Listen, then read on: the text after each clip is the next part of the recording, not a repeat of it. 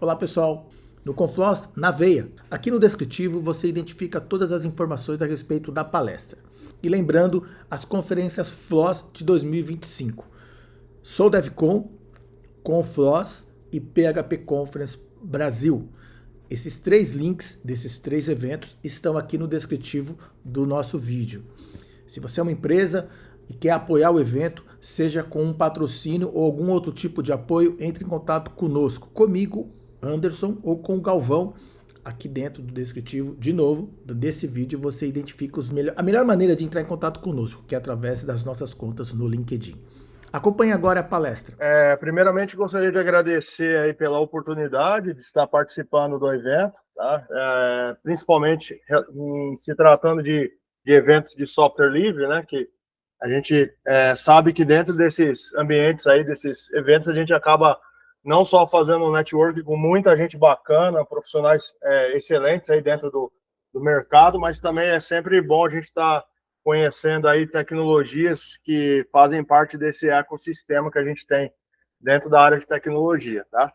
Eu vou falar um pouco aqui rapidamente sobre a agenda, tá? Que a gente tem programado aqui para a apresentação, tá? Vou falar bem rapidamente sobre o meu perfil profissional aqui, sobre as frentes de trabalho que eu já atuei e atuo no momento, tá? Qual foi a metodologia, tanto do ponto de vista de hardware como software, o que foi utilizado aí para o desenvolvimento aqui da demonstração que vai ser utilizada no mini tutorial, uma introdução rápida das principais tecnologias que foram utilizadas, tanto do ponto de vista histórico, como também em relação à importância no mercado de trabalho, tá?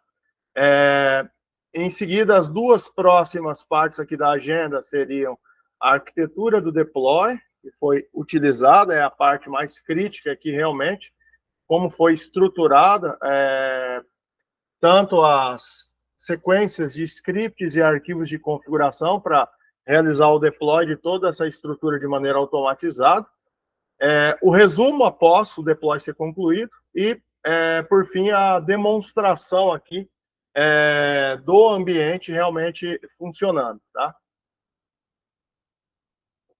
Eu trabalho já como profissional de TI já pelo menos 18 anos, tá? Eu atuo em três frentes por três empresas. Uma é a ProRede, que atua na região de Ribeirão Preto, tá? Atuo como arquiteto de soluções, especificamente relacionado à AWS, tá? Atuo como consultor técnico terceirizado pela Algar Telecom, especificamente com a plataforma OpenStack, né? Lá eles utilizam o OpenStack da própria Red Hat como solução para ofertar ali serviços gerais ali, tanto IaaS como PaaS para os seus clientes. E também atuo como professor de tecnologia pelo Centro Paula Souza, aí já pegando aí toda a trajetória. No Centro Paula Souza já são 14 anos, mas como professor de tecnologia, já fazem 20 anos que eu atuo como docente, tá? Sou formado em engenharia da computação, e por meio dessa formação especificamente eu acabei seguindo aí uma evolução dentro da área, mudando entre possibilidades, segmentos da área de TI, tá? Atualmente, realmente o meu foco tem sido arquitetura de soluções em cloud e automatização aí usando tanto Cloud Init, KVM, Ansible, neste caso, tudo em torno de uma infraestrutura de nuvem com OpenStack. Tá? Mas também atuo nessa parte de automatização em nuvem híbrida, especificamente usando OpenStack e AWS, tá? Aí com ferramentas como o próprio Terraform para infraestrutura como código. Tá? Como metodologia, o que vai ser utilizado aqui para demonstração, exposição aqui do mini tutorial. Como hardware, eu estou utilizando um servidor Lenovo ThinkSystem ST250V2, que é um servidor aí entry level, né, bem comum aí na maioria das empresas. um processador Intel Xeon E2336 de 2.9 GHz. É um servidor apenas com 16 GB de RAM, tá? A gente não vai ter nada muito ali exigente em relação à estrutura, porque serão basicamente 3 máquinas virtuais, tá? Estou utilizando sim uma controladora RAID, mas se não estivesse utilizando também não faria muita diferença aqui para o ambiente que vai ser demonstrado, tá? E 2 unidades SSD de 960 GB, tá? Do aspecto relacionado a software, o que está sendo usado? Estou utilizando aqui nesse servidor o Fedora Linux versão 39, tá? O hypervisor que vai ser utilizado aqui para o provisionamento das máquinas virtuais será realmente Linux KVM. Eu poderia ter optado, certamente, de utilizar o VirtualBox para esse processo, mas a ideia aqui é justamente mostrar que o Linux KVM ele também pode ser uma solução bem prática de ser utilizada, não só para provas de conceito, mas também pode ser utilizado no dia a dia ali por profissionais de vários segmentos da área de tecnologia, tanto quem atua com infraestrutura, operações, como desenvolvimento, tá? Nada contra, particularmente, ao VirtualBox, é uma excelente ferramenta, mas o KVM, em particular, ele oferece uma série de recursos interessantes ali, e a performance, ela certamente é de nível enterprise, então a gente não tem nenhum problema em relação à utilização da solução, tá? Dentro das máquinas virtuais, será utilizado o Ubuntu Linux 22.04 LTS, tá? Para automatização aqui do processo, foi utilizado Bash Shell Script, Cloud Init para provisionamento da parametrização dentro de cada VM, que eu vou detalhar um pouco mais à frente. libvirt, aqui acabou saindo uma letra a mais aqui, especificamente o que está sendo utilizado dentro do pacote libvirt, que seria principalmente a ferramenta virt install, que é o que proporciona aí a facilidade de provisionamento não assistido de uma infraestrutura, de uma máquina virtual no caso, tá?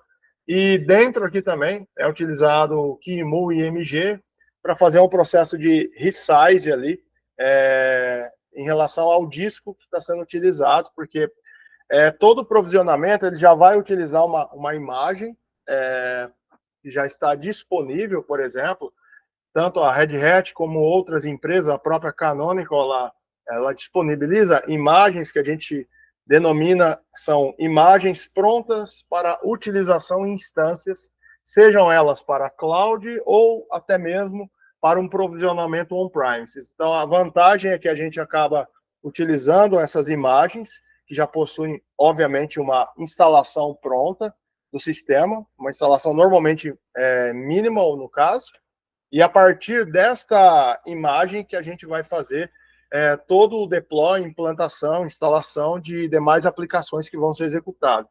E aí que entra o QEMU EMG, tá? Justamente para poder fazer o resize dessa imagem e poder ali utilizar todo o espaço do virtual disk que foi provisionado em cada VM, tá? Em relação ao cluster failover, no caso, as principais tecnologias são o Docker, que vai atuar aí como o engine, que vai possibilitar o gerenciamento e o provisionamento dos containers que vão ser executados. A gente vai fazer um teste bem simples aqui para provisionar um container executando o web server Apache, tá? Só que toda a orquestração desses nós, desses 3 nós que possuem que vão ter o Docker instalado, vai ser feito por meio do Nomad, tá? O Nomad é a solução de orquestração utilizada aqui, tá? O Gluster FS é um sistema de arquivos bastante utilizado aí, do ponto de vista de sistemas de arquivos distribuídos ou replicados ali. Então, a ideia é que essas máquinas virtuais, elas possuam um volume em comum entre elas e toda operação de leitura ou gravação nesse volume em comum, ela vai sofrer uma replicação entre os 3 nós. Então, isso certamente é bastante interessante, para o fato da gente, por exemplo, estar provisionando ali um container com Apache e ele estar disponibilizando um site, tá? Então, independente de qual nó nós tivermos ali executando esse container ele vai ter acesso a um volume comum que é replicado entre os 3 nós, entre as 3 VMs, tá? E o console aqui, no caso, é utilizado como uma ferramenta principalmente para Service Discover e Service Mesh, tá? A vantagem, obviamente, de usar o console é justamente pelo fato da excelente integração que os 2 produtos possuem por serem da mesma empresa que é a HashiCorp. Então, vamos fazer aqui rapidamente, tá? Só uma introdução em relação às tecnologias que vão ser utilizadas aqui, tá? Cada uma delas certamente tem sua importância em cada uma das partes do processo, tá? Eu deixei aqui do lado direito, né, as ferramentas que, nesse caso, vão ter papel fundamental para o provisionamento da estrutura, tá? Essa estrutura, certamente, ela pode ser convertida para outras possibilidades. A gente poderia usar como um facilitador ali para um provisionamento de ambiente para prova de conceito ou home lab. A gente poderia usar o Vagrant em conjunto com o próprio Ansible para possibilitar essa situação de provisionamento não assistido ser feita também, tá? Eu usei essa abordagem aqui justamente para mostrar que muitas vezes a gente tem a possibilidade de fazer certas automações usando ferramentas como o próprio Cloud Init, que facilita muito aí, no caso, realizar algumas operações que, de repente, a gente não precisaria exigir um Ansible ser utilizado no processo, tá? Mas também é interessante a gente aprender como funciona cada uma das possibilidades ali, usando ferramentas diferentes, tá? Porque depende muito do ambiente, né, que a gente tem. Nem sempre vai ser possível ou autorizado por um cliente usar uma determinada solução, talvez por uma cultura interna de já gostar, estar acostumado a trabalhar com aquela ferramenta. Com relação ao KVM, né? O KVM, indiscutivelmente, é um dos hypervisors de melhor performance que existe no mercado quando se trata de ambientes de grande densidade. Pegando em particular, por exemplo, a própria Algar, ela provisiona ali milhares de máquinas virtuais ali dentro da sua estrutura, e essa estrutura toda ela é baseada no hypervisor KVM, tá? Então, devido ao tempo que já foi lançado e integrado ao kernel, né, foi uma tecnologia integrada ao kernel em 2007, nós já temos aí 17 anos, né, de amadurecimento do projeto. Então, certamente é um KVM, é um hypervisor, desculpa, que ele está mais do que pronto há muito tempo para ser utilizado dentro de corporações, tá?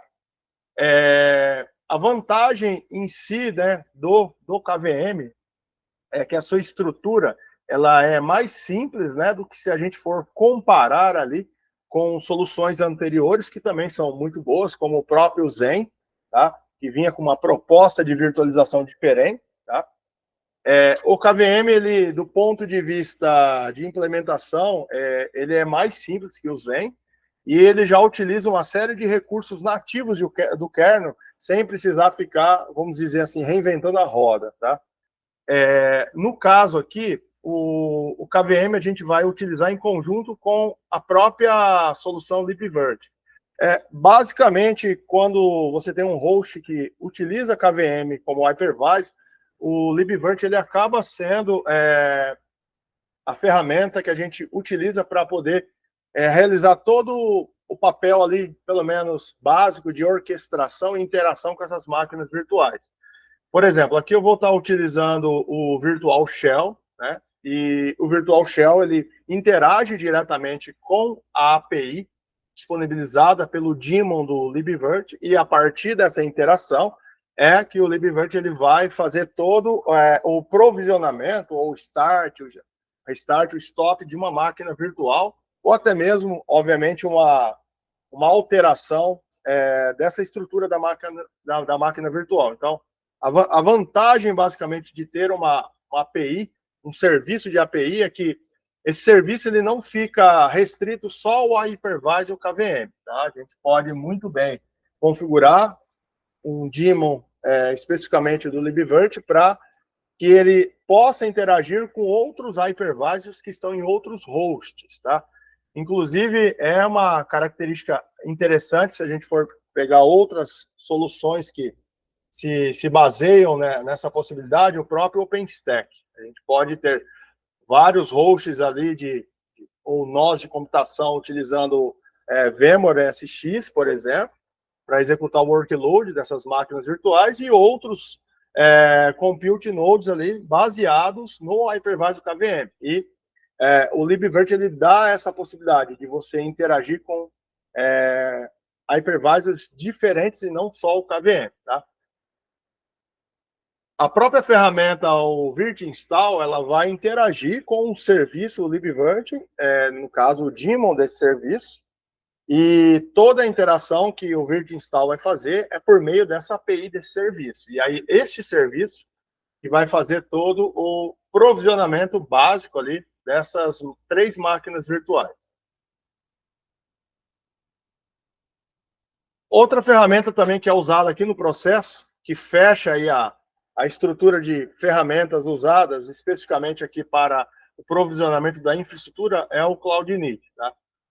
Para quem atua há bastante tempo com nuvem, né, sabe muito bem que uma das grandes vantagens não só de utilizar uma instância, disparar uma instância por meio de um Cloud Service Provider, é a possibilidade de, durante o disparo, essa instância ela receber ali configurações iniciais, né, que são parametrizações que a gente pode fazer no momento do start, tá?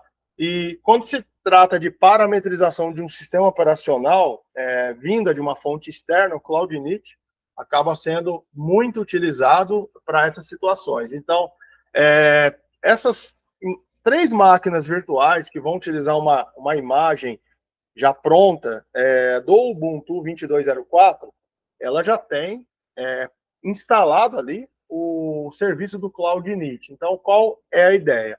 A ideia é a gente construir a estrutura de arquivos do Cloud Init e, a partir daí, deixar isso dentro de uma ISO e conectar essa ISO na máquina virtual. A partir daí, o Cloud Init, o serviço do Cloud Init de cada VM vai ler essa ISO, ler esses arquivos de parametrização que vão fazer diversas coisas ali, desde simplesmente criar uma partição e formatar ali aquela partição daquele segundo volume, criar um novo usuário, definir uma senha, baixar um script, por exemplo, do GitHub, e a partir daí fazer a execução desse script e outros processos mais que é interessante que a máquina virtual faça no seu primeiro start, tá? Então, a vantagem do Cloud Init é que muitas dessas tarefas que são tarefas preliminares, elas são bem simples de serem feitas, tá? Então, a ideia, basicamente, é usar o Cloud Init para disparar essas ações iniciais, dentre elas até mesmo a instalação de pacotes, atualização do sistema anteriormente a isso, e por aí vai. Claro que a gente pode estar fazendo isso com outros tipos de ferramentas, tá? Sem problema algum. Mas o Cloud Init ele é bem simples para esses tipos de tarefa, tá? O Gluster FS aqui já entraria mais no back-end em relação à parte de infraestrutura e armazenamento, tá? Esse serviço ele vai ser instalado nas 3 máquinas virtuais e toda a estrutura de shell script que vai ser disparada pelo Cloud Init, ela já vai fazer as configurações necessárias e o ingresso desses nós de armazenamento para que os 3 nós ou as 3 VMs já passem a ter uma infraestrutura de replicação pronta lá e disponível. E, obviamente, também já deixando um ponto de montagem e um volume montado ali para que as 3 máquinas virtuais tenham acesso a esse volume por meio desse sistema de arquivos replicado, que é o GlusterFS, tá? Por fim, aqui as 3 últimas ferramentas que a gente vai estar utilizando, só que agora não é no provisionamento da infraestrutura, né, mas seria para realmente ter a infraestrutura de cluster para provisionar ali aplicações de maneira containerizada ou não, e aí é um ponto interessante do Nomad, tá?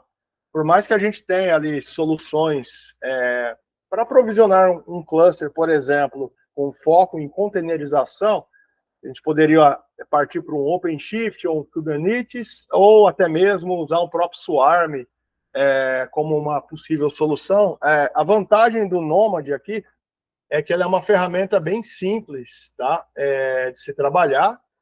Ela certamente ela não tem a mesma flexibilidade e também não tem a mesma complexidade, dependendo do que você for fazer, comparado com o Kubernetes. Só que dependendo do ambiente o que você vier a trabalhar, ela é uma solução interessante, tá? O foco dela é ser simples para a maioria das coisas, tá? Mas ela não deixa de ter flexibilidade para você ter uma infraestrutura de cluster suficientemente robusta, tá?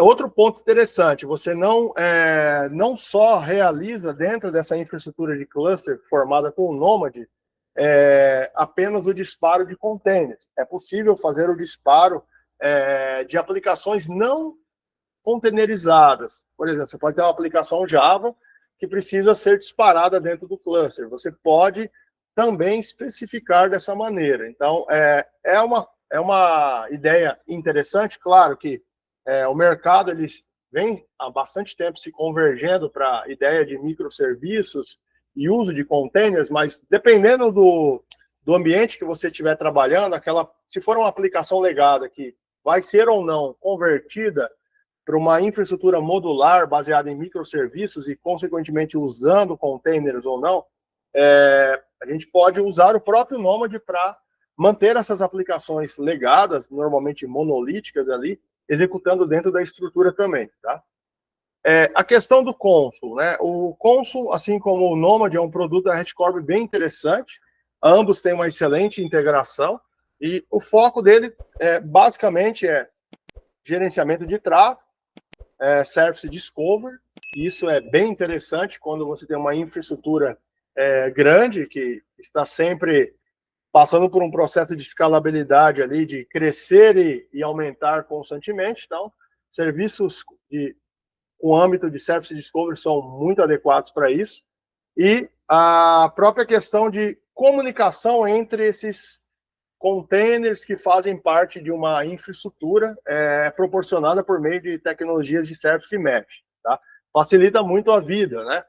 Quando a gente pensa em comunicação entre esses recursos, por exemplo, que estão em um container A, que está no host 1, e um container B, que está no host 2. Então, o Service Mesh ele agrega muita facilidade para esse processo. E o principal foco do Consul acaba sendo o Service Mesh. É o ponto que ele entra em maior destaque aqui, quando se fala da solução.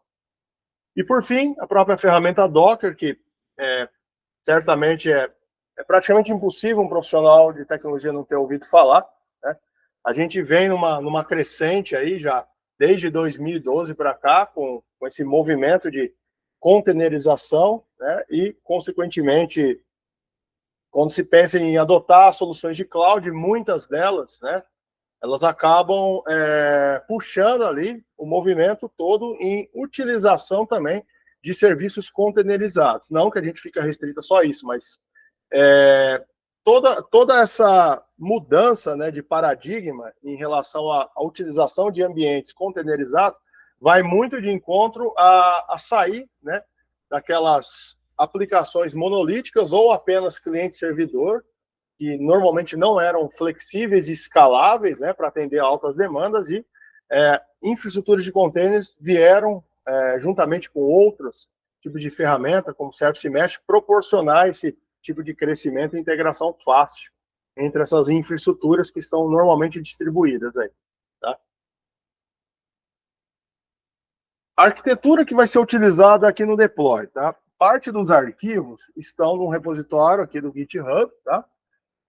O principal arquivo é esse bash shell script, que é o deploy nomad cluster. Depois eu vou estar disponibilizando aqui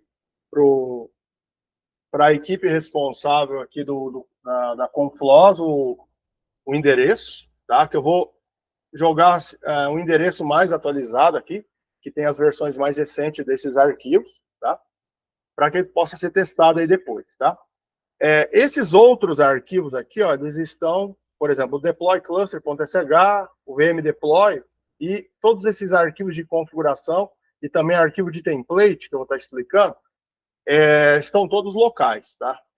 Eu vou estar fazendo commit num outro repositório e depois estar disponibilizando aqui para vocês poderem estar utilizando, tá? Todo o processo ele começa localmente com o deploy cluster.sh. O que esse script vai fazer basicamente? Ele tem definido ali uma estrutura que seria de provisionar 3 máquinas virtuais, tá? Então, ele vai ter praticamente uma estrutura de repetição, que vai permitir provisionar a primeira VM, depois a segunda, depois a terceira. Quem faz o papel de provisionar individualmente cada VM é esse segundo script, que é o vmdeploy, que vai sofrer uma chamada dele aqui dentro do deploy cluster, tá? Esse script, eu vou estar mostrando aqui alguns detalhes dele, mas basicamente o que ele faz aqui? Ele lê o arquivo de configuração, de parametrização, então na hora dele fazer o deploy da VM01, tá? Ele vai ler este arquivo de parametrização. Vou mostrar ele aqui rapidamente, só para vocês poderem ter um entendimento um pouco maior aqui.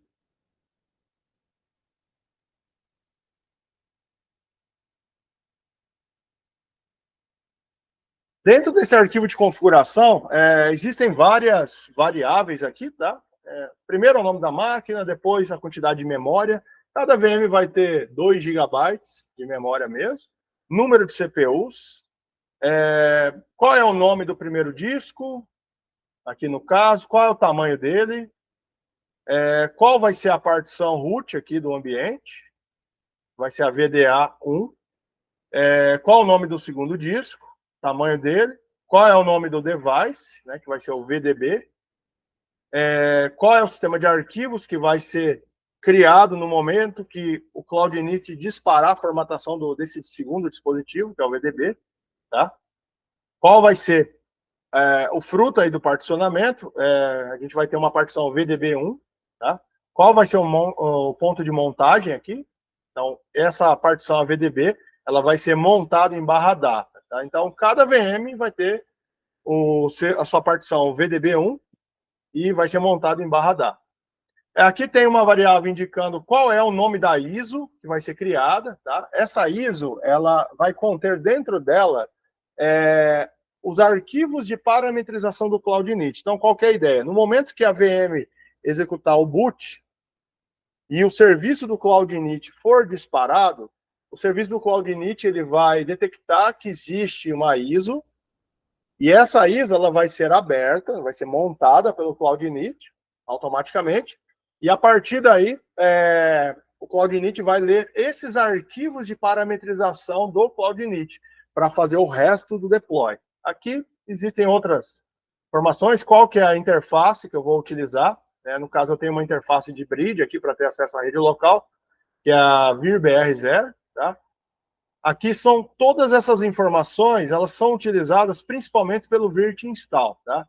O virt install ele vai fazer a criação da máquina virtual com o hardware virtual dentro dessas especificações aqui de memória, CPU, qual é o disco, quantos discos e para qual arquivo de VDisk cada disco vai estar apontando. Tá? Aqui também tem outras questões, por exemplo, como que vai ser feito o acesso nessa VM. Aqui vai ser acessado via VNC, qual é a porta de VNC, a senha para acesso ao console VNC, e a partir daqui do username para baixo, são todos parâmetros que o Cloud Init vai usar para o que ele precisa provisionar. Então, se a gente for pegar aqui, por exemplo, desde o nome da VM até aqui o número, até a senha de acesso ao console VNC da VM, todas essas variáveis elas vão ser utilizadas pelo virt install. Daqui para baixo, da variável username em diante, é o Cloud Init que vai utilizar. tá? Aqui, qual vai ser o usuário que o CloudInit vai criar, qual a senha desse usuário, qual vai ser o hostname que ele vai setar, o hostname e o nome de domínio para completar o FQDN, né? Qual a mensagem de SUI que vai ser exibida ali na hora que a VM estiver pronta para o login, qual vai ser o time zone, endereço IP e por aí vai, tá? E mais algumas informações aqui, se essa VM ela vai sofrer um auto start na hora que, por exemplo, reiniciar esse servidor, o libvirt ele vai dar o start automático ou não na VM. Eu deixei como no, tá? Aqui é uma variável específica do script, tá? VM destroy, que significa basicamente se eu disparar esse script de novo, ele vai destruir uma VM de mesmo nome prévio e recriar totalmente, tá? E aqui, por fim, tem uma variável que aponta aqui para um script, que é o deploy node cluster, que fica nesse repositório aqui do GitHub, tá? Então, todas essas variáveis, elas são utilizadas por este script aqui que vai estar sendo disponibilizado, tá? Que é o VM deploy. Desculpa.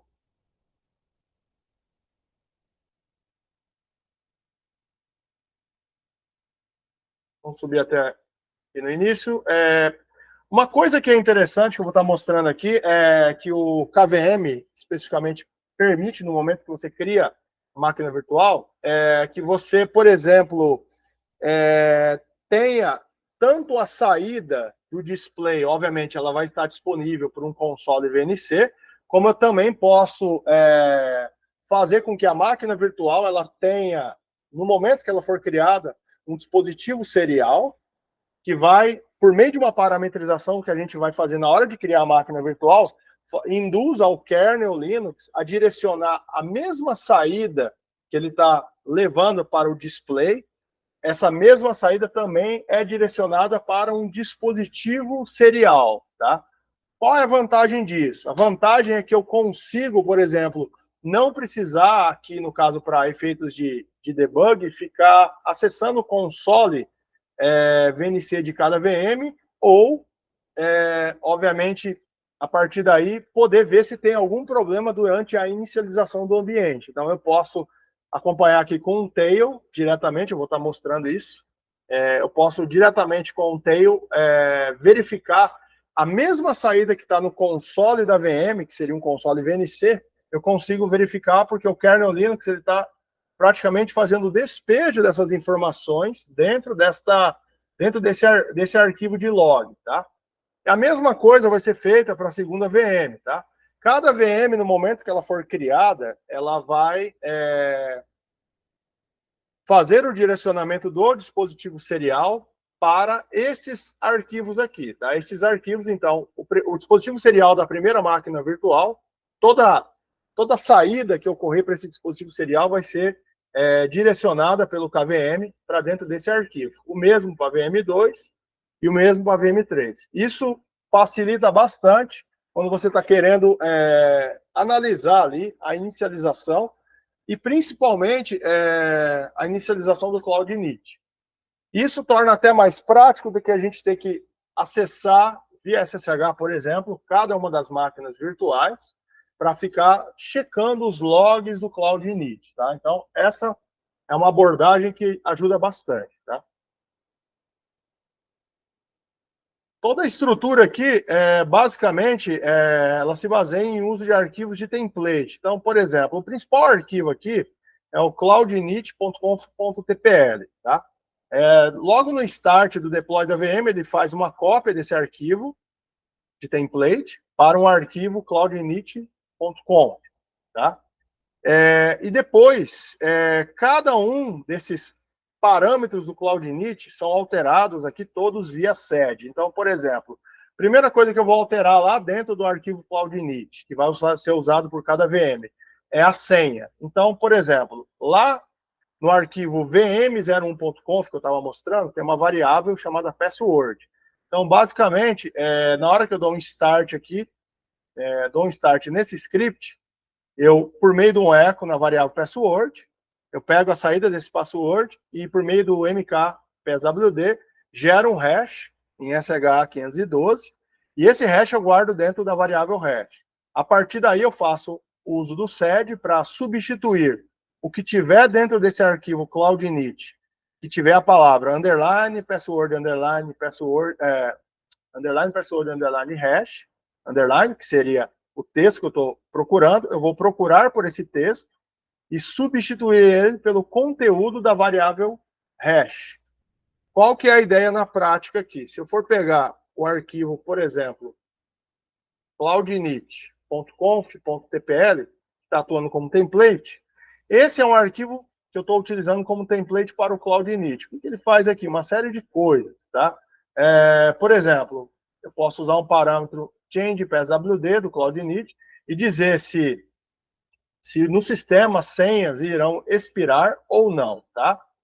Aqui eu estou dizendo também se durante um acesso via SSH, o serviço de SSH ele vai ser configurado para permitir autenticação por senha. No caso, eu deixei como sim, tá? Aqui eu estou dizendo para o Cloud-init qual vai ser o hostname que o Cloud-init vai aplicar no sistema, tá? Qual é o FQDN? No caso, seria o hostname mais o sufixo de domínio, tá? Aqui, por exemplo, entra a parte que é interessante, que é o disk setup. Aqui eu posso dizer para o Cloud-init que um determinado dispositivo ele vai ser particionado. Então, essas informações todas que estão com underline, o nome, e terminando com underline, são as palavras que eu vou substituir pelos valores que estão nas variáveis que indicam as configurações de cada VM. Então, se eu pegar aqui, por exemplo, o cloudinit.conf, do último provisionamento que eu fiz, basicamente, esse último provisionamento foi da máquina virtual chamada Node 03, tá? Então, o que ele fez aqui? Ele pegou lá aquela informação, que era underline, o nome underline, que foi o que eu adotei como padrão, e por meio do set, eu vou lá e substituo cada uma daquelas palavras-chave pelos valores equivalentes que eu preciso pôr em cada VM. Então, esse seria um arquivo de configuração do Cloud-init usado pela terceira máquina virtual, que ficou node03.prorede.local. E aqui ele também substituiu uma daquelas palavras pelo caminho do device, que é o /dev/vdb. O que eu estou dizendo especificamente aqui para o Cloud-init, tá? Que o Cloud-init ele vai particionar, ele vai praticamente executar o particionamento usando uma tabela de partições tipo MBR. Eu poderia ter utilizado o GPT aqui, sem problema algum. Aqui eu estou dizendo que o layout será 100% para uma única partição. Então, eu poderia quebrar aqui o layout, colocando, por exemplo, 50-50. Ele teria duas partições, a VDB1 e a VDB2, cada uma com 50% do disco. O overwrite aqui, basicamente, é para fazer com que, se eu estiver usando um virtual disk já existente, ele vai praticamente sobrescrever a tabela de partições aqui, refazendo todo o processo, tá? Aqui é outra seção do arquivo de configuração do Cloud-init, que é o File System Setup, onde aqui eu vou definir um label aqui para o dispositivo VDB1, que é o que foi criado nessa primeira etapa, tá? Aqui eu estou dizendo o File System, que ele vai utilizar durante a formatação do volume, tá? Aqui eu estou dizendo qual é o volume que eu vou formatar, e se já existir um File System, ele vai atuar com a sobrescrita dele, tá? E por fim, eu informo aqui para o Cloud-init, o arquivo de configuração do Cloud-init, que dentro do diretório /data vai ser montado o dispositivo VDB1. E automaticamente essa informação ela já é inserida, né, no fstab, né, automaticamente. Aqui já seria a seção users, tá? Onde eu vou dizer que eu vou criar um usuário chamado ProRede, vou inserir ele dentro do grupo well, que nesse caso aqui para o Ubuntu, eu posso simplesmente, devido às configurações do arquivo sudoers, eu posso, nesse caso, fazer um sudo-su ali, sem precisar especificar a senha, porque as configurações do arquivo sudoers estão dizendo, se o usuário estiver dentro desse grupo, a operação de sudo, especificamente com o comando su, não vai exigir senha, tá? Outro ponto aqui que é importante, a senha, né? O hash da senha que vai ser utilizado na hora de criar o usuário. tá? Esse hash foi gerado lá pelo script, e no momento que o script foi executado, o VM deploy, ele usou o mk-pswd para gerar o hash, tá? Aqui eu estou dizendo se a senha vai expirar, se está autorizado esse usuário a autenticar por SSH, e aqui também eu continuo as sessões do arquivo de cloudinit.com, que é questão do fuso horário, que vai ter no ambiente. E aqui uma coisa que é bem interessante, dentro do CloudInit eu tenho um parâmetro que é o write files, que eu consigo dinamicamente, né, gerar arquivos dentro daquela minha instância ou daquela minha VM. Então, aqui eu vou estar gerando um arquivo chamado getRunScript.sh, que terá o seguinte conteúdo a seguir. Aí, esse conteúdo é um mini shell script, que ele vai fazer o quê? Um wget no script deploy nomad cluster, que está no repositório do GitHub, e jogar esse arquivo aqui dentro do diretório /run/script, com o nome de run.sh. Inclusive, é um diretório usado pelo próprio CloudInit. Permissão de execução do script, e por fim eu disparo a execução desse script.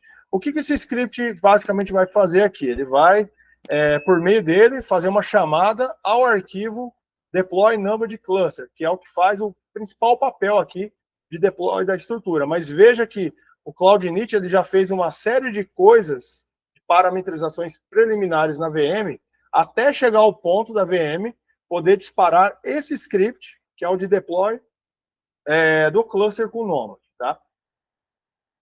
Aqui também existe um outro arquivo que vai ser criado dinamicamente pelo CloudInit, com o nome de cluster volume create, e ele vai ter basicamente esse conteúdo aqui.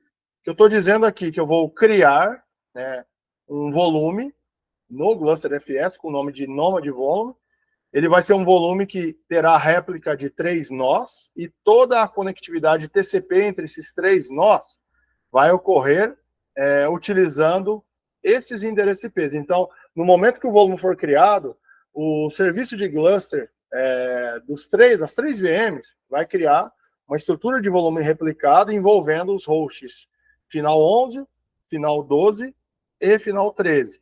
E todos esses 3 hosts, quando replicarem dados, eles vão replicar dados para o diretório GV0, que está no diretório data. Então, se eu tiver uma alteração no host final 11, as informações que forem realizadas no diretório GV0 vão ser replicadas para o diretório GV0 do host 12 e do host 13, tá?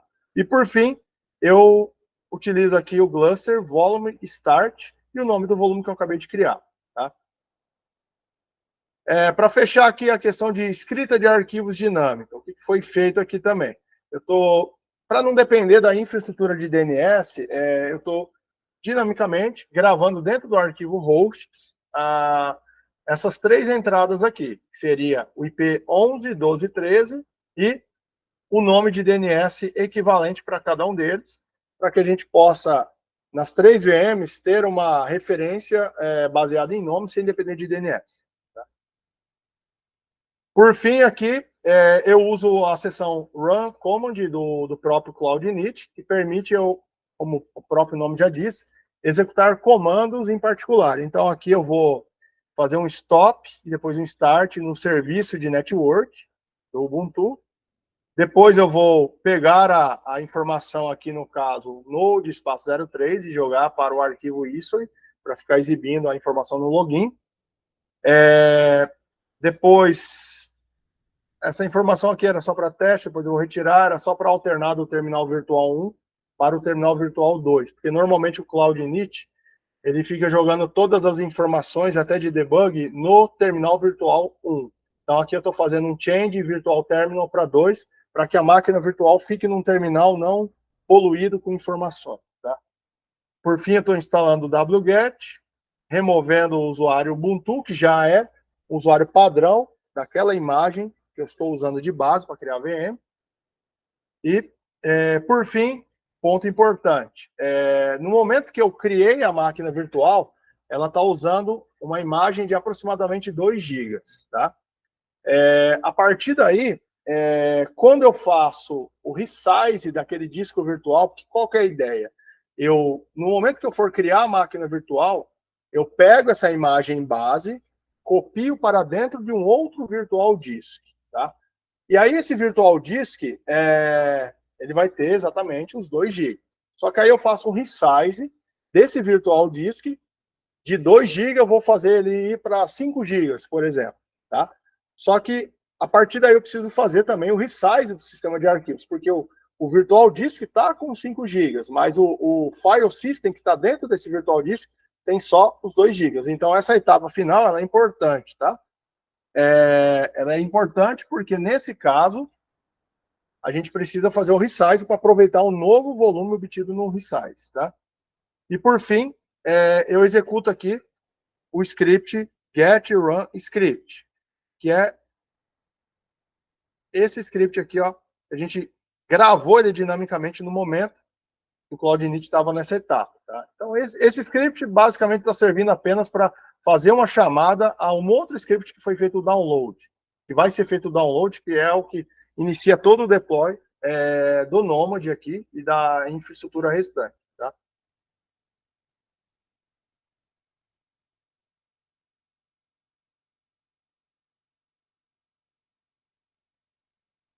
Boa parte da estrutura do vmdeploy.sh, que é essa estrutura aqui que eu estava comentando no início, ó, que faz o deploy de cada VM, boa parte da estrutura ela é baseada na operação de sed para substituir as palavras-chave por valores para poder construir ali, né, no caso, o arquivo cloudinit.conf. Porque esse script, além de usar os arquivos de configuração individual para parametrização e definição das VMs que vão ser provisionadas, ele também utiliza esse arquivo de template, que depois ele precisa ser substituído as palavras-chave por valores, para que no fim esse arquivo de configuração aqui, ele seja inserido dentro de uma ISO. Aí esta ISO vai ser utilizada, vai ser atachada ali, conectada em cada VM, para que o CloudInit acesse essa ISO e leia esse arquivo de parametrização ali e faça praticamente metade do processo de parametrização inicial durante o start da instância. Tá? A parte do virtual, do virt-install aqui, ela entraria mais para frente, tá? Seria, boa parte é sed para substituir parâmetros de arquivos de configuração que são templates, tá? A parte que é importante aqui, ó. Aqui está sendo utilizada a ferramenta CloudInit. O que ela vai fazer basicamente, tá? Ela vai usar como arquivo de origem o cloudinit.conf, que foi o arquivo gerado, né, por meio do template, e depois esse arquivo final, todas as palavras-chave foram substituídas pelos devidos valores. Então, a ferramenta aqui, CloudInit, ela vai, a partir desse ponto, né, utilizar essas informações para gerar a estrutura necessária para que esse próximo script seja executado. O que esse script vai fazer? O Build Cloud Image ISO. Basicamente, ele vai pegar a estrutura gerada pela ferramenta CloudInit, ela vai usar como arquivo de referência o arquivo cloudinit.com, e a estrutura que for gerada vai ser usada pelo script para fazer o build do arquivo ISO. Tá? O build do arquivo ISO ele usa basicamente a ferramenta Cloud Local DS, tá? Ela vai gerar um arquivo final, um arquivo ISO, e o que eu vou usar aqui basicamente, tá? Eu vou usar o arquivo Network Config, que eu não mostrei aqui, que é um arquivo que eu estou usando para ser utilizado dentro da instância lá da máquina virtual do Ubuntu, para fazer a parametrização básica de rede, como endereçamento IP, gateway, DNS e por aí vai, tá? Então, na hora que eu usar a ferramenta Cloud Local DS, ela vai usar esse arquivo, vai embutir ele dentro da ISO e também vai embutir o arquivo cloudinit.conf, tá? O arquivo de network, ele é bem simples, tá? Não tem muito segredo. Basicamente, é um arquivo aqui que a gente utiliza aqui por meio da sintaxe da linguagem YAML, né, que é utilizada ali pelo Ubuntu, para fazer toda a parametrização que ocorre por meio do serviço de rede, que é startado lá com a VM. Tá? Então, aqui eu só estou fazendo, basicamente, a indicação de qual que é o name server, qual que é o endereço servidor DNS, aqui, qual que é a interface que eu vou fazer a configuração, interface física, qual que é o endereço IP e o gateway dela, e, no caso, que é uma configuração que vai resultar no endereçamento IP star. Tá? Se eu pegar um arquivo final, aqui que foi gerado a partir desse template que eu acabei de abrir, ele tem ali, ó, qual que é o sufixo que vai ser utilizado numa busca DNS. Então, qualquer host que eu escrever que não tenha o FQDN completo, né, ele vai complementar com o sufixo ProRede.local. Ele vai usar esses dois endereços aqui da DNS da Google, né, que vai ser setado lá no ambiente, e esse endereçamento IP que é o final 13, e o gateway final 1.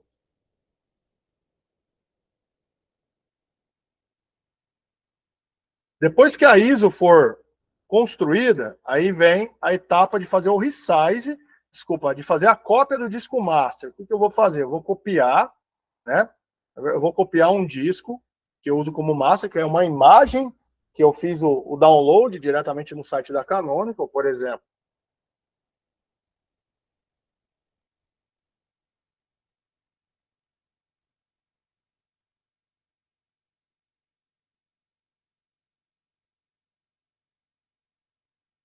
Aqui, ó, desculpa.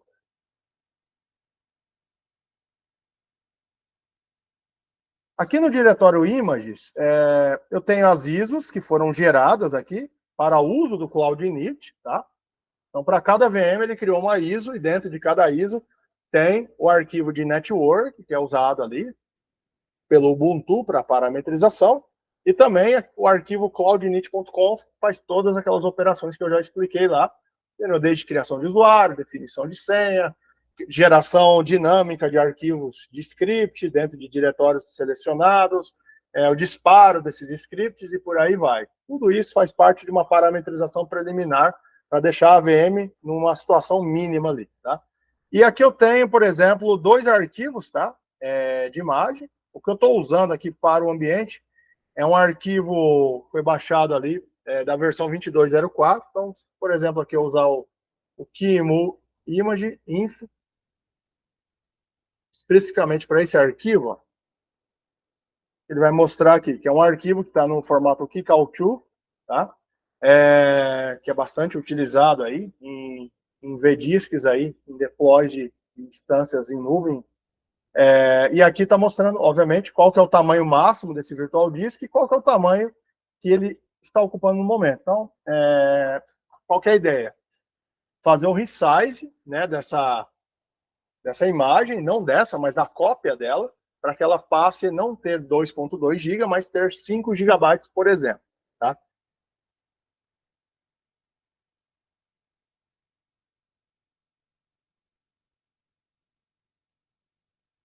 Então, a partir daqui, eu faço, por meio da ferramenta aqui, MuImage, né, que pode ser usada para muitas coisas, desde verificação de estrutura de um arquivo de vdisc, ou até mesmo conversão entre formatos aqui, né. Aqui, eu acabei fazendo de uma maneira diferente, eu poderia não ter feito a conversão, tá? Mas eu acabei colocando essa etapa aqui, apenas como diferencial. Ao invés de usar a imagem em formato Kickout2, eu peguei essa imagem que está nesse formato, e gerei uma saída no formato RAW, tá? Vantagem de usar uma imagem no formato RAW, nesse caso, é que você pode utilizar ela para outras conversões, para outros ambientes. Se você tiver um problema de conversão, por exemplo, de um formato Kickout2 para um VMDK, ou um VDI, não importa qual formato, normalmente acaba sendo uma estratégia legal também. Você converter para um formato RAW, e depois do formato RAW de origem, converter para o formato de destino interessante aqui. Aqui eu estou fazendo uma conversão do disco, que é a origem, disco master, e a cópia, o resultado da conversão vai para esse primeiro disco, tá?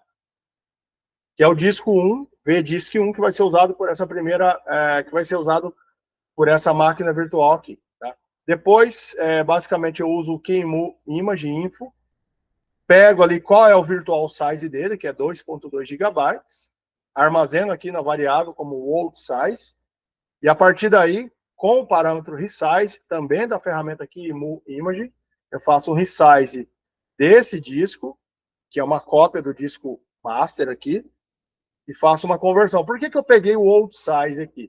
Apenas para exibir aqui para o usuário, né, no caso, que eu estou fazendo um redimensionamento de um tamanho de 2.2 para o novo tamanho aqui, que seria 5 GB, tá? Por fim, eu crio um segundo disco, que é esse que vai ser usado pelo Gluster para um volume replicado. Estou usando o Keymove Create aqui, estou criando também um disco no formato RAW, tá? Criando um segundo disco. E aí, a partir daí, eu uso a ferramenta Virt Install. A ferramenta Virt Install ela tem uma série de parâmetros interessantes, tá? A primeira coisa aqui é a quantidade de memória e CPUs, tá? Aqui eu estou usando o parâmetro CPU host, que permite levar a máquina virtual a enxergar ali praticamente todas as flags da CPU física, também enxergar na CPU virtual, ou eu posso simplesmente entregar uma CPU ali com uma característica, flags diferentes ali do que eu tenho no host físico. Tá? Aqui eu estou fazendo os apontamentos para o primeiro e segundo disco, que vão ser conectados no momento que a máquina virtual for criada. Tá? Aqui eu estou fazendo o apontamento aqui para a ISO. Essa ISO é a ISO que eu criei ali com os arquivos do Cloud Init. Tá? Por fim, eu estou dizendo que eu vou ter uma interface de rede, usando o subsistema VirtIO, né, que aí eu posso usar um driver para virtualizado e a minha VM tem uma performance melhor para se comunicar com a própria interface de rede física. Aqui a questão do display. Eu estou dizendo aqui que eu vou ter um display que, no caso, vai ser baseado em VNC, vai usar uma determinada porta e vai ter uma senha. E eu vou deixar esse serviço de display da VM em lista em qualquer endereço IP aqui que eu tiver setado no meu ambiente. Tá?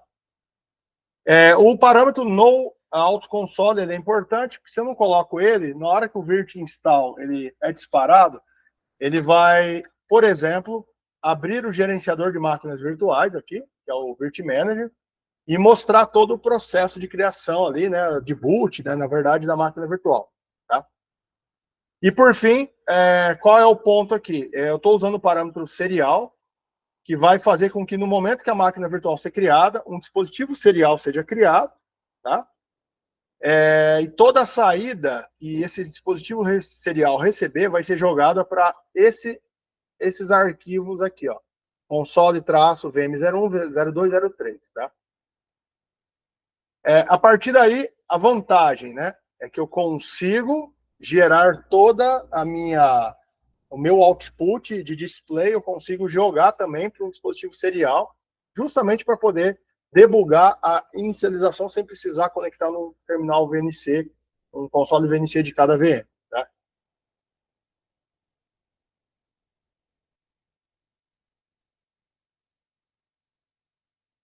Deixa eu voltar aqui para o diagrama, que foi mais fácil.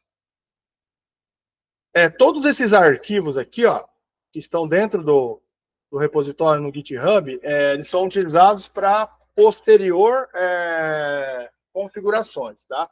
Por exemplo, aqui eu tenho um rc-local.service.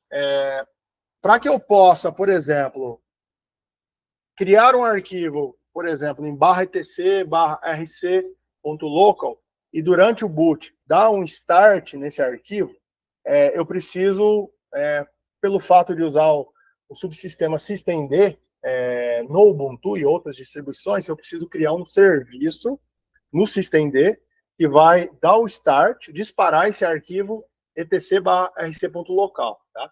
Então, quem é o arquivo de configuração desse serviço? É esse cara aqui, ó, o rc-local.service.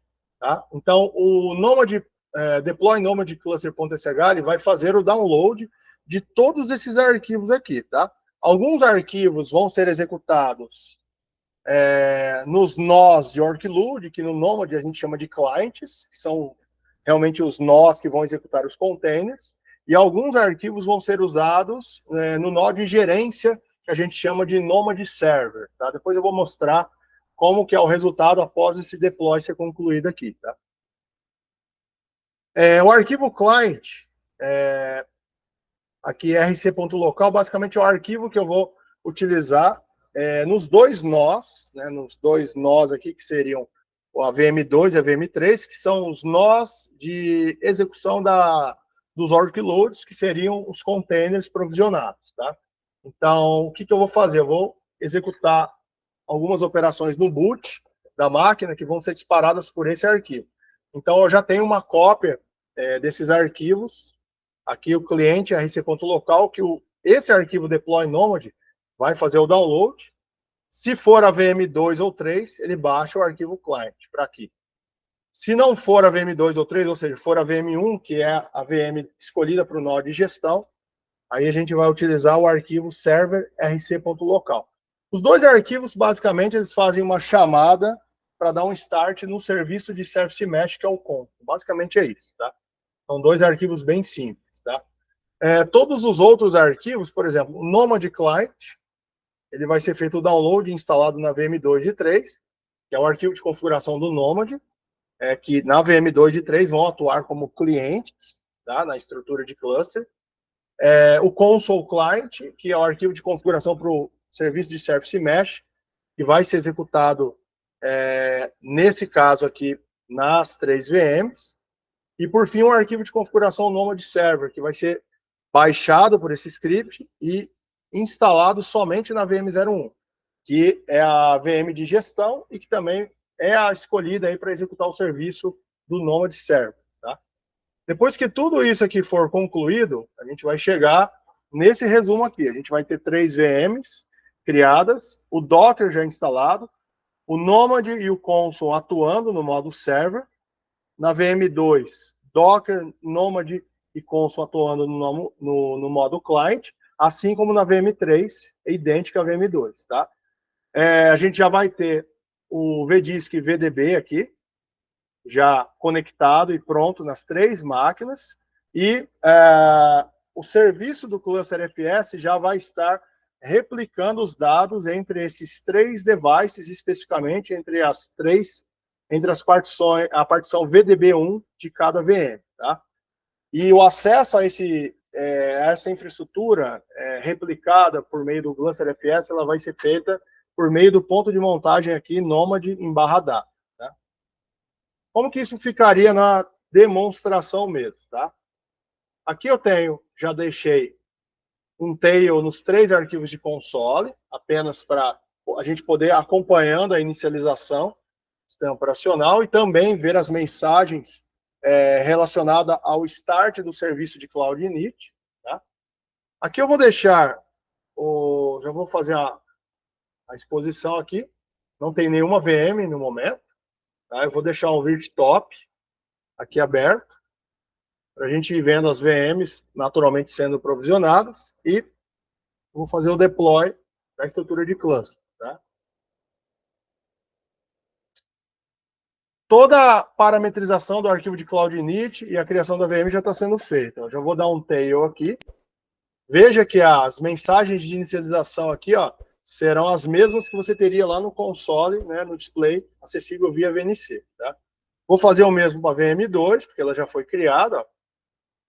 E a VM3 também já acabou de ser criada. Então, eu vou dar um start no tail para deixar a saída dos 3 consoles ocorrendo. Tá? A partir daí, ele está fazendo só a inicialização do ambiente. Tá?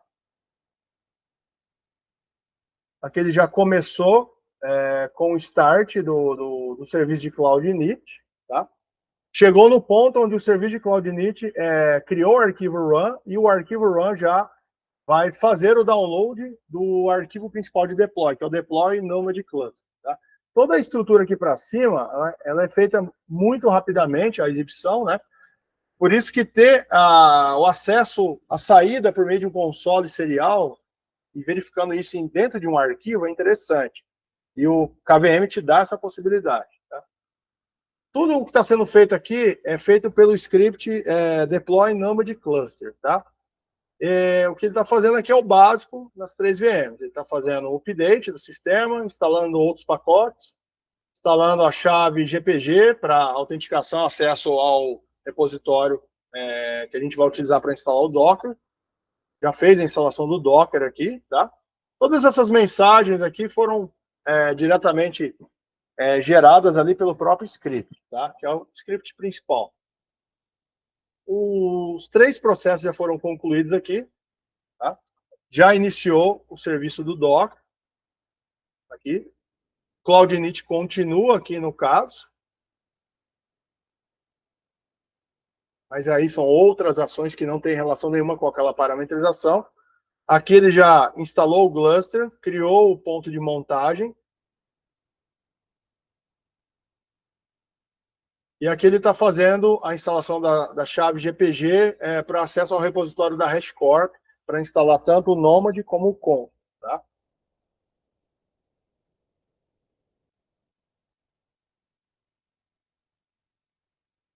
Dentro do próprio script, ele fica aguardando todos os hosts estarem com o serviço do cluster ativo para realmente poder fazer o processo de criação do volume replicado e já iniciar a replicação entre os 3 nós. Tá? Eu vou estar mostrando isso rapidamente ali no script. Tá? Aqui ele só fez um download de uma imagem que vai ser usada depois. Tá? O serviço do Nomad também já está sendo iniciado. E ele também já está utilizando os arquivos de configuração corretos ali. Tá?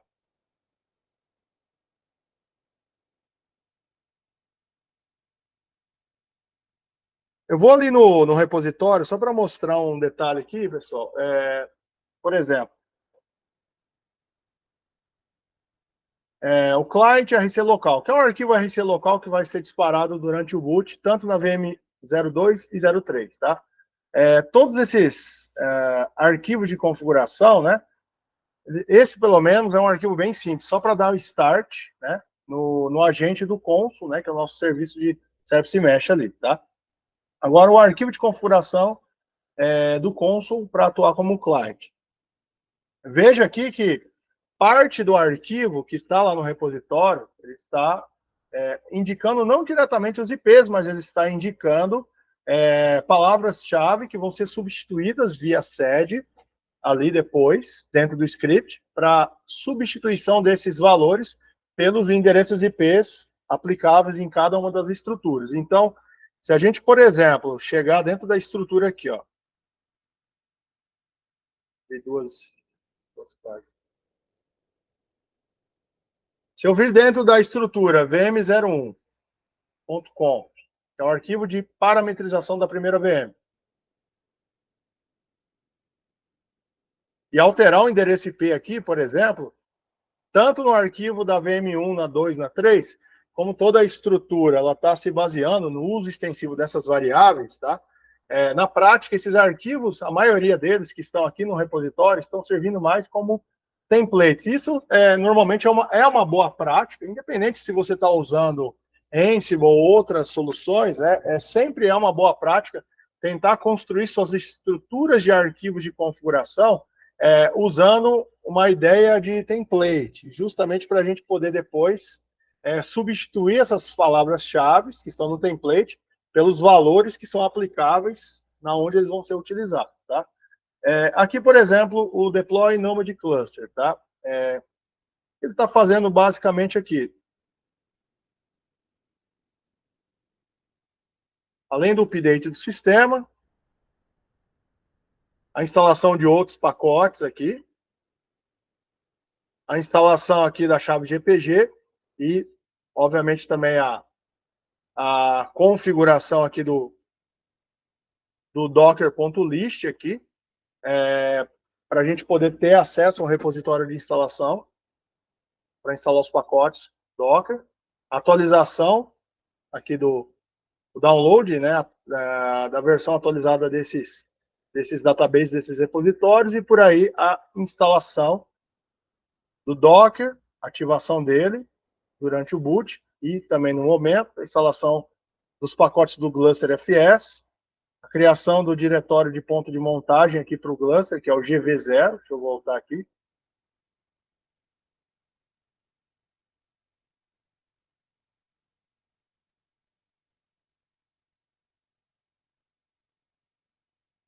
Aqui a criação do ponto de montagem, também a criação do diretório que vai ser usado pelo Nomad aqui, no caso. Então a gente vai fazer um provisionamento rápido de uma aplicação ali, especificamente do Apache, para atuar como web server dentro da infraestrutura de cluster do Nomad. Então, o arquivo imagem de exemplo que o web server vai usar para exposição da página vai ficar dentro desse volume replicado e é montado dentro do diretório /data/nom. Tá? Por fim, a gente ativa aqui o serviço do Gluster, configura o fstab para que ele possa fazer a montagem do volume replicado. Por fim, é feita a configuração aqui também, o download da chave GPG e um echo aqui para alimentar o arquivo de configuração de source lists aqui do apt, para a gente poder usar os repositórios da HashiCorp, instalar o Nomad e o const. Depois é feita uma verificação para saber qual é o hostname que esse script está sendo executado. Se for o hostname 01, eu sei que nesse ponto do script a gente vai ter que executar tarefas que são para o gerente do cluster ou o server, como entendido ali pelo próprio Nomad, tá? Que é o nó que vai atuar na parte de gerência e orquestração. Tá? Essa estrutura aqui, basicamente, inicial, é feita para quê? Para a gente aguardar o serviço do Gluster FS estar online nos 3 nós. Tá? Então, por meio aqui do Telnet, em uso conjunto com a ferramenta Timeout, eu disparo um Telnet aqui na porta 24007, que é usada pelo serviço do Gluster. Isso aqui está sendo disparado no nó 1. Então, o nó 1 está com um loop infinito, disparando tentativas de conexão no nó 2 e no nó 3. A hora que o nó 2 e o nó 3 estiverem online, então eu posso partir para a fase de criar o volume e já iniciar a replicação, para que no fim do processo a gente tenha toda a estrutura pronta. Tá?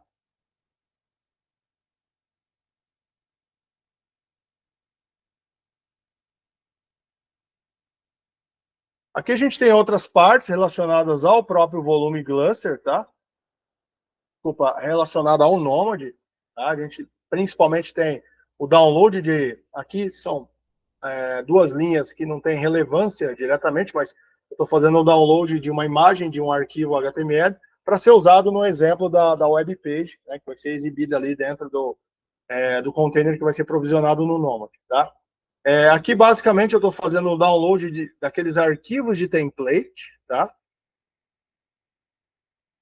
Tanto para o Nomad como para o Consul. São arquivos que estão naquele repositório, são arquivos de configuração ali, que a gente vai precisar para o provisionamento desse serviço. Depois que é feito o download, novamente o sed, para substituir as palavras-chave pelos valores contidos em variáveis, tanto aqui no arquivo server.hcl, no diretório nomad.d, para o serviço Nomad, e a mesma coisa aqui para o serviço do Consul, né, que está atuando como Consul Server. Tá?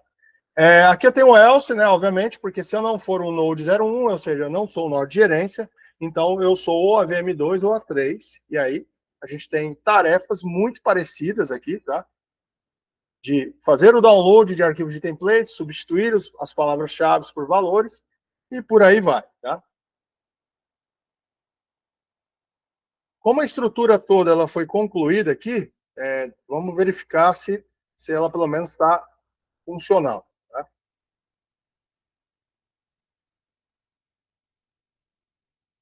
Opa, pus a janela errada. Vamos lá. Primeira coisa, como o Nomad foi inicializado, eu já tenho, né, a possibilidade de acessá-lo aqui pela porta 4646, porta padrão. Então eu vou acessar o nó de gerência, apesar que se eu quiser fazer a conexão do nó de gerência, da interface de gerência, tanto pelos IPs 12 e 13, que são das VMs 2 e 3, eu posso, não tem problema nenhum, tá?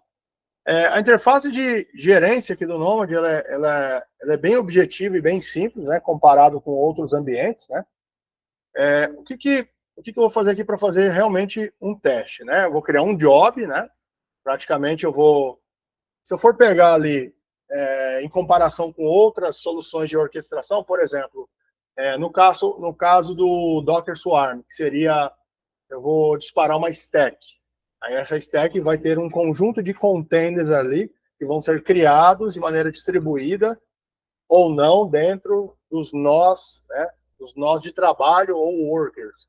Os nós de trabalho ou workers são os que executam as cargas de trabalho ou containers. No Nomad a gente chama de client, é diferente o termo, tá?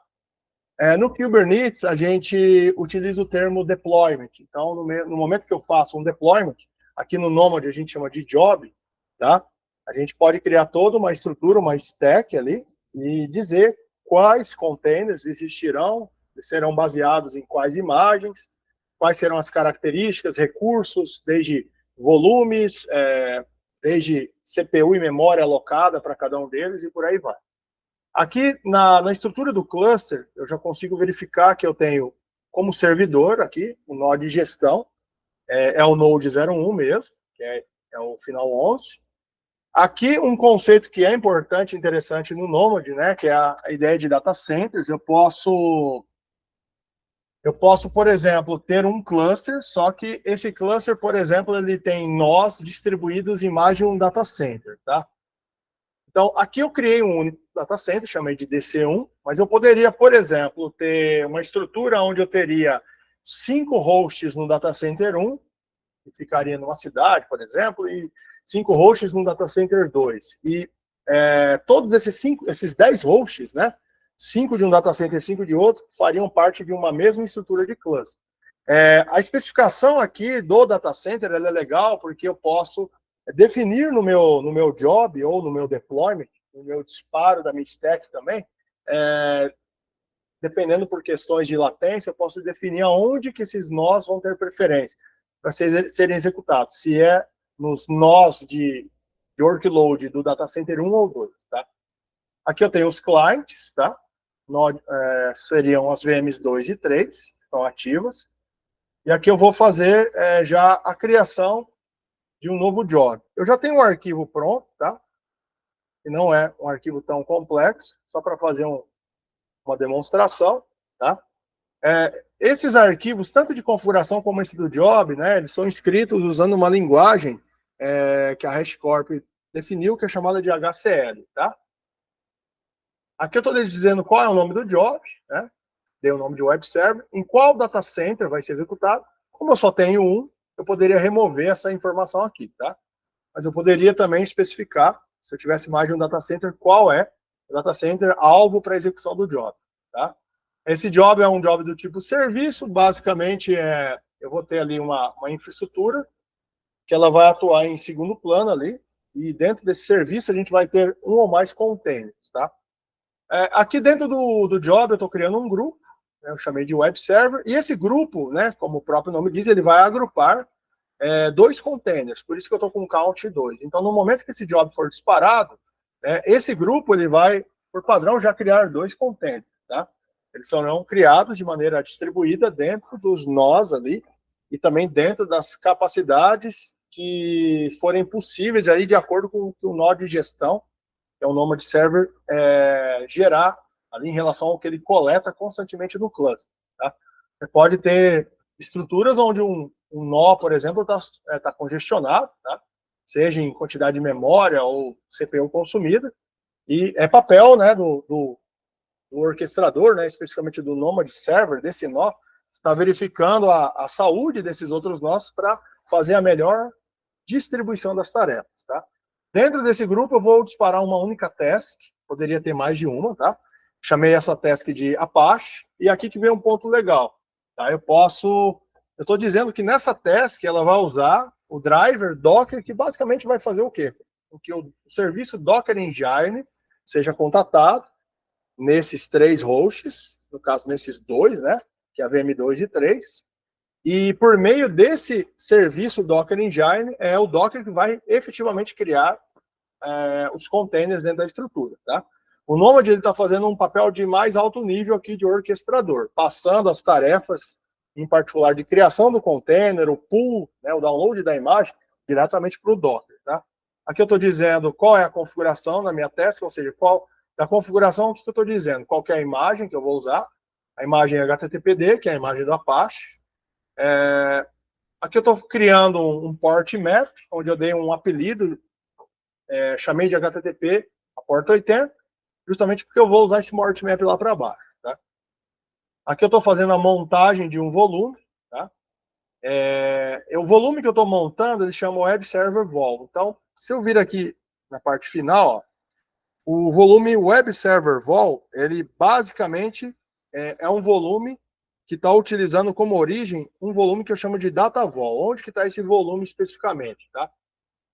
Esse volume Data Vol, se eu acessar, por exemplo, a máquina virtual 2 aqui, ó,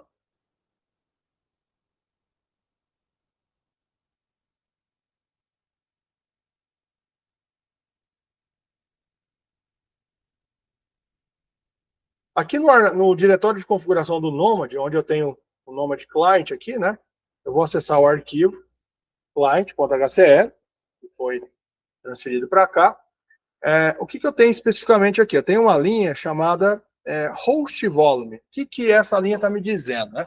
Que eu vou ter um volume acessível por esse alias aqui, e que na prática esse volume é um volume local do próprio host, que aponta aqui para data vol. Tá? O que é esse data vol? É a pasta na qual a gente tem a replicação do volume cluster. Então, quando eu digo aqui que durante o meu job, o meu start da minha estrutura, que vai ter esse container com Apache, for montar um volume de dados, esse volume de dados que eu chamei de Web Server Vol, tá? Nada mais é do que um volume que vai utilizar um volume de host, ou seja, um volume que não é um volume acessível via rede diretamente, mas o próprio Docker Engine vai acessar esse volume que está localmente acessível dentro da VM, tá? E ele tem o nome de DataVol. E esse nome DataVol é um alias para apontar para essa pasta, tá? Se eu vir aqui em cada uma das VMs, só para demonstrar rapidinho, tá? Na primeira VM, que é a 11.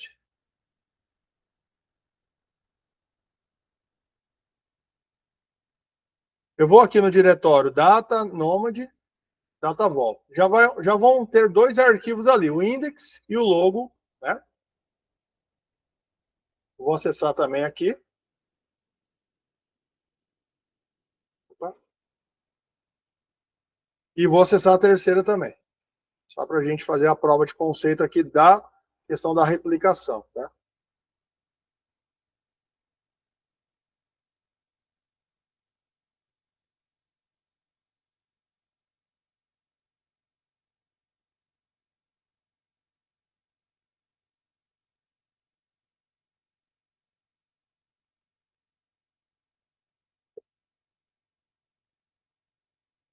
Vou criar aqui dois arquivos, teste 1, teste 2, tá? Esses arquivos, obviamente, eles já vão ter que estar aqui também, devido à infraestrutura de replicação do cluster, tá? Então, o fato de dizer aqui na minha stack, basicamente, do ponto de vista técnico, o Nomad Client, ele vai acessar um volume local, tá? E esse volume local, no seu back-end, ele tem um cluster, né? Para o Nomad e também para o container que vai ser executado em Docker, ele nem sabe especificamente que é um volume replicado. Ele sabe que é um volume local acessível em cada um desses nós aqui que compõem o cluster. Tá? Então, essa configuração que foi feita no arquivo de configuração do Nomad Client, ela é fundamental para permitir que, no momento que eu falar que determinado volume local for utilizado, eu tenho que, nesse arquivo de configuração, dizer qual é o diretório que tem o meu volume de interesse. Tá? Aí, obviamente, eu tenho que falar, né, que é esse diretório que é o que está sendo utilizado pelo Glance. Senão não faz muito sentido usar um diretório somente local, mas e sim um local que tem replicação entre os nós. Tá? Aqui, depois que é feita a montagem do volume local, a montagem ela é feita basicamente informando qual é o volume, e na prática aqui é um volume local. E dentro do container, esse volume local vai ser mapeado lá dentro do container, no diretório USR local Apache 2 htdocs, que nesta instalação aqui do Ubuntu e nessa versão do Apache, é o diretório padrão que o Apache utiliza ali como diretório raiz ali, para busca ali das informações ali das páginas e outros recursos como imagens e tudo que tiver na raiz ali do Apache, tá? Aqui, por fim, eu consigo especificar também, do ponto de vista de recurso, qual é a limitação. Por exemplo, eu limitei a 10 megabits o tráfego, tá? De entrada e saída, que vai ocorrer diretamente nesse job, nessa stack, que vai ter o Apache. E aqui eu estou fazendo um redirecionamento de porta. Aqui eu estou dizendo que a minha porta externa 8000, toda requisição que chegar em um desses nós na porta 8000 vai ser redirecionada para a porta 80, está sendo utilizada ali pelo processo da Apache. Tá? Aqui tem algumas informações que são interessantes também, no momento da abertura do lançamento do job, né, que é um health check, onde eu posso fazer verificações aqui, ó, a cada 10 segundos e considerar um tempo máximo de espera de 2 segundos, onde o próprio Nomad ele vai fazendo requisições HTTP diretamente na raiz ali do web server, para saber se o serviço ele está ou não ativo, o que permite ali a gente tomar alguma ação, como um restart ali do próprio container, né? É uma forma de monitorar e, ao mesmo tempo, agir em relação à indisponibilidade, tá? Eu vou pegar esse arquivo aqui inteiro, tá? Vou direcionar ali para a definição ali do job, que vai ser disparado.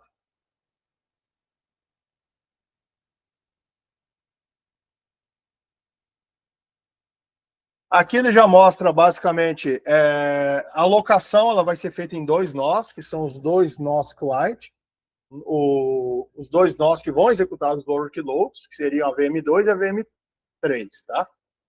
Aqui ele já está praticamente mostrando o que está sendo feito, desde o pool da imagem, né? E também o início ali da tarefa, desde o início da tarefa, o download da imagem, né, que é o pooling, e a criação do content. Se eu vir aqui diretamente na VM, pegar a VM 1, 2 e 3, tá?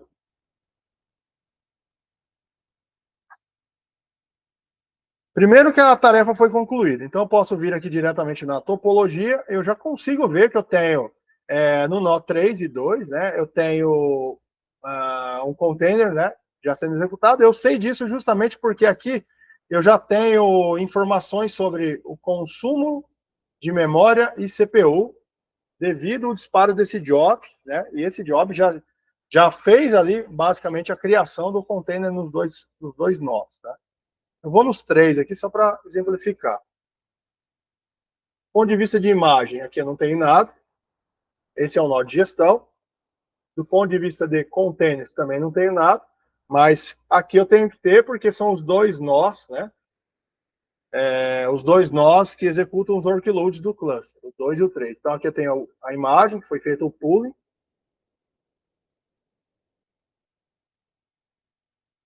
Aqui também. E, por fim, o container.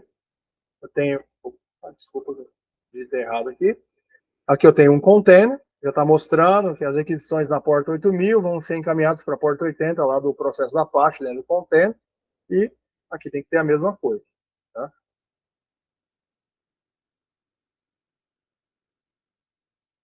Vamos testar para ver se está ok. Eu posso vir aqui no primeiro, na VM2 no caso, tá? E na VM3 eu tenho que estar a mesma estrutura, tá?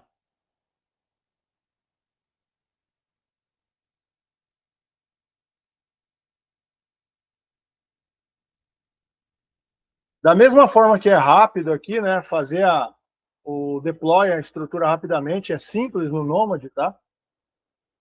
É muito fácil também destruir tudo. Tá? Vou pegar aqui as VMs 2 e 3.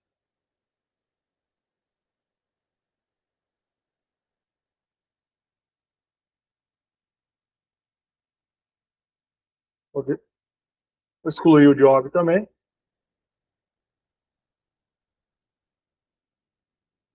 As imagens continuam aqui. Eu poderia até configurar o job para fazer a exclusão da imagem, mas não faz muito sentido dependendo do ambiente, né? Toda vez que a gente interromper um job, a gente excluir determinadas imagens aí, porque isso não otimiza o processo de disparar disparar novos containers e não precisar fazer o download da imagem novamente. Mas pelo menos aqui, né, a estrutura tá ok. Tá? Toda a interação com o serviço do Docker Engine ela é feita bem rapidamente.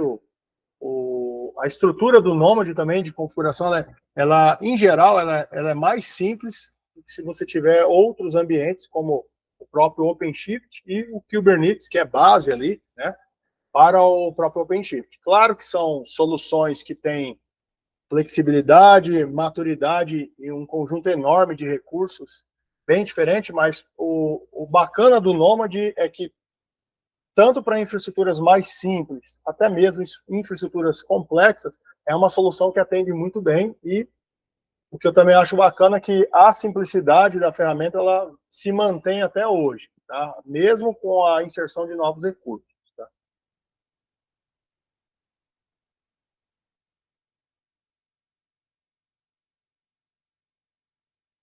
Pessoal, aqui o programado eram 2 horas, entre 1h30, 2 horas. Acabei conseguindo concluir um pouquinho antes, tá?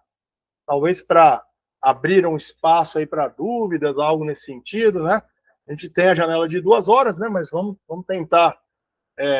Tentei aí ser um pouco mais objetivo possível, porque é bem extenso aqui a estrutura, tem uma série de arquivos e toda a estrutura aqui, né? O ambiente tem acaba sendo um pouquinho mais complicado para fazer num período de 2 horas, mas acredito que tenha dado certo. Opa, Valdemar, tranquilo, cara. São 10 para o meio-dia. Tá?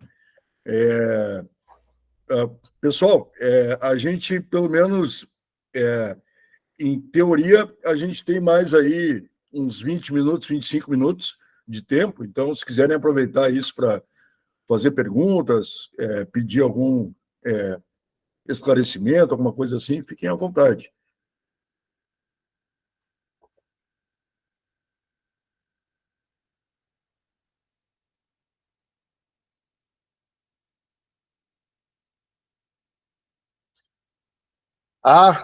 Com certeza, assim, tem bastante conteúdo, mas eu agradeço aí vocês pelo tempo também, né?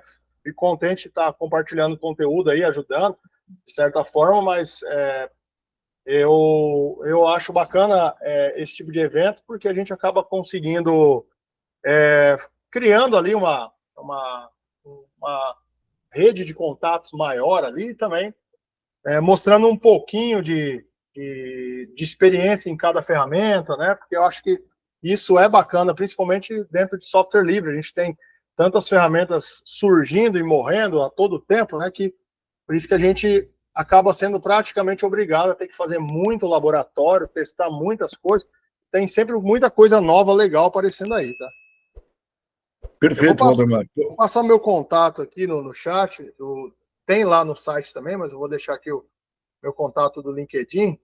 Caso quem quiser me adicionar e fique à vontade, eu acho que é um ponto interessante aí. Aí o que vocês também souberem de outros eventos, a gente pode combinar algo aí dependendo de onde for. Presencial ou remoto. Perfeito, perfeito. Deixa eu mandar aqui no chat.